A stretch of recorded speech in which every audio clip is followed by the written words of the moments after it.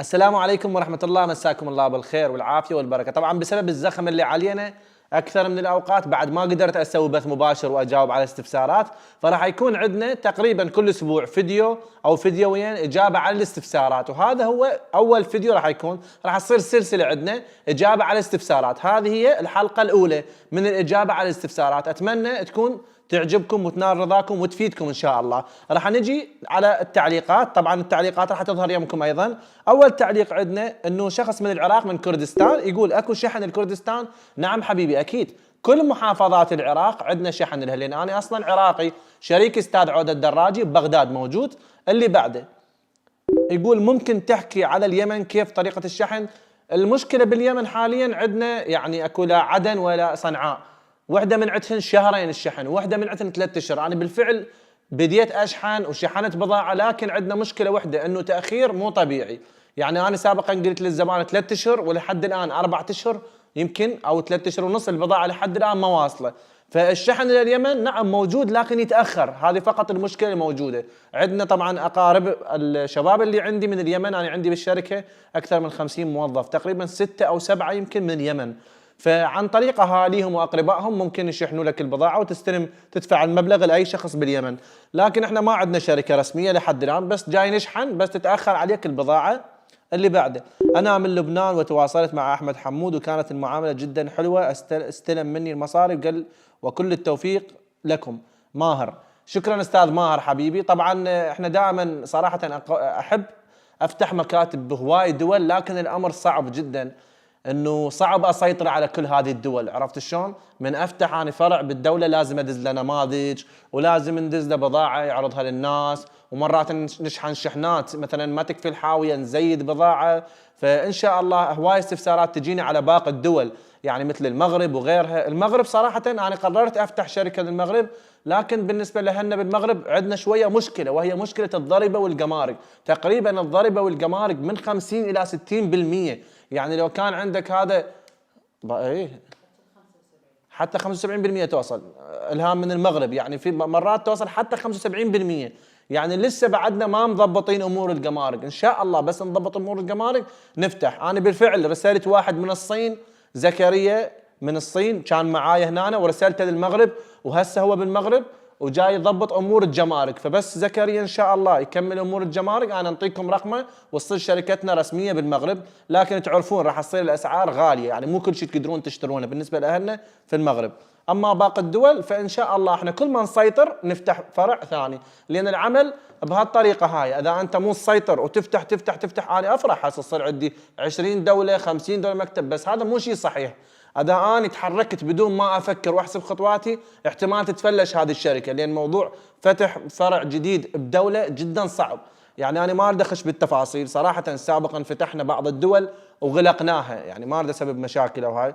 يعني قام مثلا ابو المكتب انه يستلم فلوس من الزبائن ويتاخر بالتحويل، يعني خلينا نقول يتاخر فد 15 يوم 20 يوم شهر، يلا يحول لنا المبلغ للصين. زين شهر يلا حول المبلغ للصين، بين قسم من الشروات انباعت وخلصت، قسم من البضاعه لسه تجهيز، فهاي البضاعه راح تتاخر على الزبون. فبعدين الزبون يجي يلومني يقول لي ياسر ليش انت قلت لي مثلا 45 يوم ولا 60 يوم، ليش حصلت هيج تاخير؟ فموضوع المكاتب يعني لازم تنتظرونه شويه شويه، نسيطر ونتوسع نسيطر ونتوسع ان شاء الله. هسه اليوم حاليا 4 ايش قد بالشهر اليوم؟ انا دا اصور الفيديو يوم 4/4/2022. هسه حاليا احنا اليوم عندنا مكتب في العراق، شريك استاذ عودة الدراجي، عندنا في لبنان، عندنا في قطر، عندنا في السعوديه، عندنا في بعد وين؟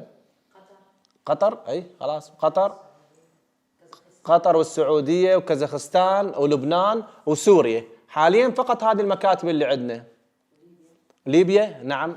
حاليا راح اكتب لكم ارقام التليفونات والمكاتب المتوفره عندنا بهذا الفيديو. بعدين ان شاء الله بس نسيطر نحاول نوسع من العمل اكثر اكثر. انا احب اخدمكم بجميع انحاء العالم، بس مثل ما قلت لكم لازم اضبط العمل على مود انا ما اتاذى وانتم ما تتاذون. انا احاول كل البضاعه اللي جاي تدخل صراحه لازم انا اشيك عليها. قسم من البضاعه مثلا جيده، قسم انا اشتغل بالجيد واشتغل بالوسط، ما اشتغل ببضاعه رديئه ابد. يعني مثلا انت مرات اقول لكم هذا منتج وسط، منتج جيد، منتج درجه اولى درجه اولى، بس البضاعه الرديئه ما اشتغل بها نهائيا. طبعا على فكره هوايه ناس تقول لي يابا ياسر ليش تشتغل بهاي البضاعه، هاي غاليه في العراق، هاي غاليه بكذا. اكو شغله انتم ما تعرفون، انه انا اشتغل تقريبا حاليا هواي دول، كلش هواي دول، فاحتمال بعض البضاعه ما تناسب السوق العراقي، او ما تناسب السوق السوري، او ما تناسب السوق اللبناني. فهذه البضاعه كل واحد يعني ينظر للامر من منظاره، اذا انت ما تناسبك فاحتمال غير دوله تناسبها. عرفت شلون؟ يعني هواي القى هيج تعليقات يقارنون على حسب البضاعه الموجوده عندهم. طبعا البضاعه بالشكل كلها تتشابه، بالشكل كلها تتشابه، بس اكو بضاعه عن بضاعه مختلفه. انا سابقا شوفت لكم اذا تذكرون هذه المبرده اللي قلت لكم عليها، قلت لكم انا ابيعها ب $3.85، رسنك بالتعليقات قالوا هاي موجوده قبل سنه سنتين، انه بعدين وضحت الفكره قلت لهم لا، اللي موجوده كانت الماء في الداخل، هسه حاليا الماء في الفوق وفي رذاذ، يعني الانتاج يتطور. عرفت شلون؟ الانتاج يتطور كل فتره ينزل فشي مختلف، فمن ينزل فشي مختلف طبيعيا المواد اول ما تنزل بصوره مختلفه، سعر غالي، وبعدين تبدي تتقلد. يعني طبعا اسولف لكم فد موضوع، فد يوم من الايام اني بالسوق مال الجمله دخلت على واحد مصنع اتعامل وياه بالمواد الانشائيه، فدخلت على هذا المصنع لقيته خال العاب، يعني شركه محترمه مو شركه صغيره، شركه محترمه وتتعامل ملايين الدولارات، يعني شركه كلش ضخمه. فتفاجئت لقيته يلعب سبنر، تعرفون السبنر هاي اللعبه التفتر، فلقيته يبيع من هاي. قلت له شنو تبيع من هاي؟ قلت له انت يعني انا صداقه وميانه وياه، فقلت له انت تاجر وشركه معروفه شنو تبيعون من هاي الالعاب؟ قال لي شوف هاي الالعاب، قال لي انا خلال هذا الاسبوع اكثر من $100,000 مطلع من هاي الالعاب. قلت له شلون؟ قال لي احنا بالصين نعرف هذا الشيء، يجوز انتم الاجانب ما تعرفون. قال انا هسه اشتغل بغراض المواد الانشائيه، بس مرات تجي شغله انه تكتسح السوق، كل الناس تريد من عندها. مثلا خلينا نقول جتي هاي اللعبه السبنر جديده وانتشرت شويه بالسوق، فكل الناس حتى اللي يبيع احذيه قام يبيع العاب، اللي يبيع حتى طعام قام يبيع العاب، كلها قامت تبيع هاي اللعبه. ليش؟ لان هي فرصه، انا هم اشتغلت بيها طبعا بس ما لحقت اشتغل بيها شغل قوي، لان اول وجبه وصلت بالشحن الجوي للناس استفادوا بيها. يعني انا كنت ابيعها يمكن $1 $1.50، الناس بالعراق كانت تبيعها، كنت اشتغل بس العراق كانت تبيعها $5 $7 $10 تقريبا. اللي وصلت بالشحن الجوي استفادوا، اللي وصلت بالبحر وصلت عليهم متاخره ما استفادوا، لان بالفعل السوق انترس من عندها. وهذه طبعا لازم واحد يعرف الشغلات الجديده اللي لسه نزلت تستفاد بيها بس اول مره. فانت من تشوف شغله نزلت بالسوق وبيعها قوي لا تحاول تقلدها، شغله فاشله 100%.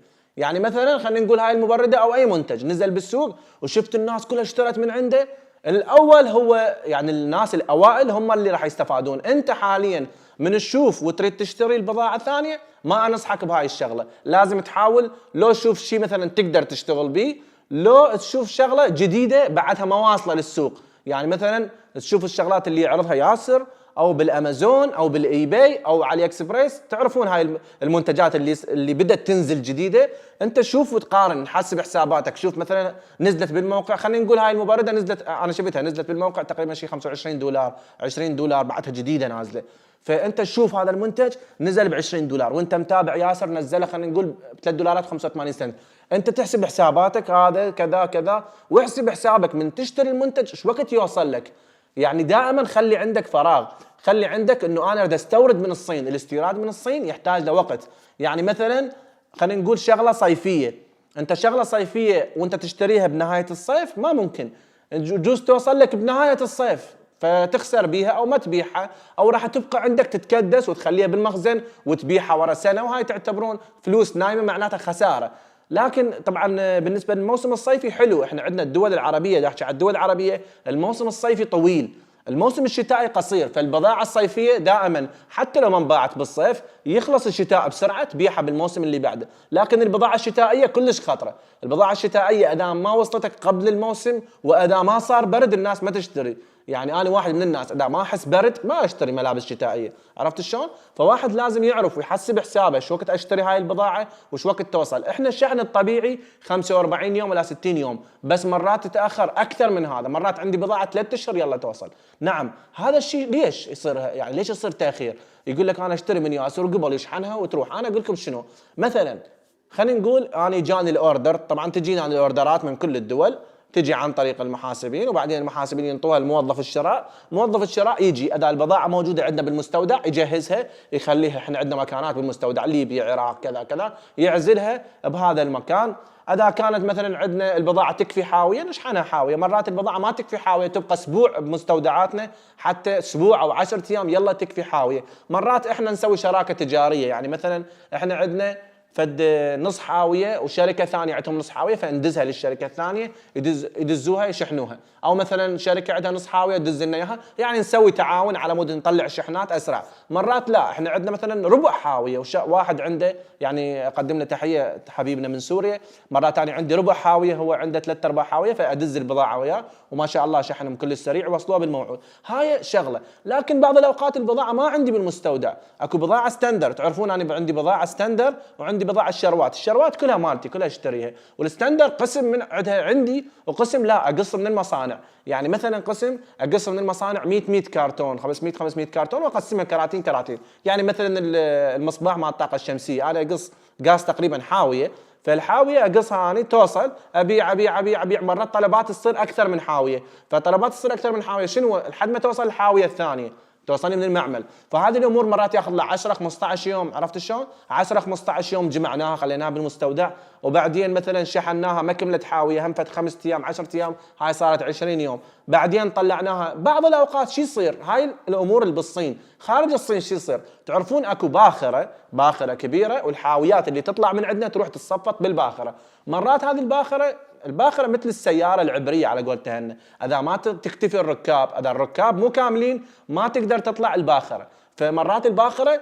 ما تصرفوا لها تطلع وحاويات قليله تنتظرون، يعني مرات نشحن الحاويه احنا وتبقى بالبارك يعني بالرصيف داخل الصين، خلينا نقول بنيمبو احنا اللي نشحن عن طريقه، انا بايو اشحن عن طريق نيمبو، واذا عندي بضاعه عن طريق كوانزو اشحنها على غير ميناء، واذا عندي بضاعه عن طريق شنغهاي اشحنها على ميناء شنغهاي، بس اكثر حاوياتي تروح على نيمبو قريبه علينا تقريبا شيء 4 ساعات او 5 ساعات، تروح الحاويات تنتظر بالرصيف، مرات هناك عندهم تتاخر 20 يوم شهر ماكو حاويات، مرات لا اكو حاويات توصل ثاني يوم ثالث يوم تطلع، مرات تتاخر، فهذه كلها تسبب مرات تاخير، يعني مو سبب من عندي ولا سبب من عندهم، بس هو العمل. انت من تريد تدخل بالاستيراد لازم تفكر احتمال يوصل لك البضاعه 40 يوم، مرات 30 يوم، مرات 35 يوم، مرات 60 يوم، فمرات يصير تاخير، فانت من تدخل بالتجاره لازم تحسب حسابك. يعني انا مره اجاني واحد قال لي انا اريد بضاعه توصلني بعيد الفطر، حاسبها بالضبط 60 يوم، قلت له ما انصحك، قال لي ليش؟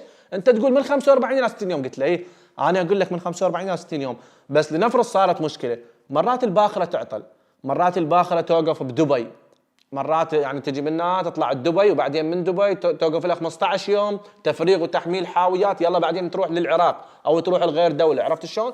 فهذه كلها محسوبه، فلازم انت تحسب حسابك، اذا حاسبها بالملم 60 يوم لا ما انصحك بهاي الشغله، هاي خطره، يعني ممكن انت تجيب بضاعه وما توصل لك بالموسم، مرات البضاعه مو موسميه، خلينا نقول بضاعه صيفيه والصيف طويل ما عندك مشكله يعني في وقت، فلازم واحد من يريد يستورد يحسب حساباته.